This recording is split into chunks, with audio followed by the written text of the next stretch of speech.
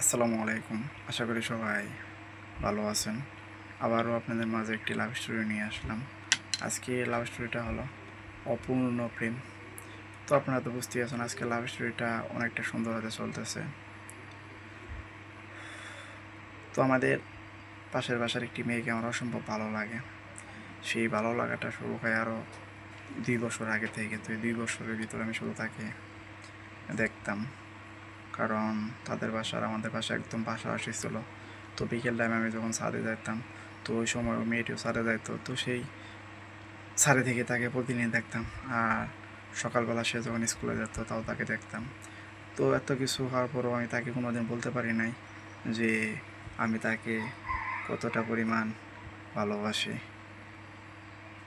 কারণ আমি সবসময় ভয় পেতাম। তো আমি যদি আমার ভালোবাসার কথাটা তাকে বলি, সে যদি আমাকে ছেড়ে চলে যায়, তো এই কিছু নিয়েই অনেকটা ভয় পেতাম, কারণ আমি তাকে হারাতে চাইতেছিলাম না। এমনি তাও মাঝে মাঝে দেখতে পারতেছিলাম, যদি একবারে না দেখতে পারি তাহলে তো থাকতে পারবো না। তো এরকম চিন্তা ভাবনা নিয়ে নিজের ভিতরে নিজে কষ্ট রেখে দিই, কারণ তাকে বলি না যে আমি তোমাকে এতটা পরিমাণ ভালোবাসি। তো এই ভালোবাসাটা আমার অপূর্ণই থেকে যাক, নিজেই নিজেকে বোঝাই যে ভালোবাসাটা প্রকাশ করতে পারবো না, কারণ সব ভালোবাসা তো পূর্ণতা পায় না। তো আমার ভালোবাসাটাও নয়, ওরকমই থেকে যাক, পূর্ণতা না পেলেও। তো আপনারা তখন বন্ধু যারা আমার লাভ স্টোরিটি শুনলেন, তারা অবশ্যই আমার চ্যানেলটি সাবস্ক্রাইব করে দেবেন, শেয়ার করে দেবেন। আবারও দেখা হচ্ছে আপনাদের মাঝে পরবর্তী কোনো লাভ স্টোরি নিয়ে।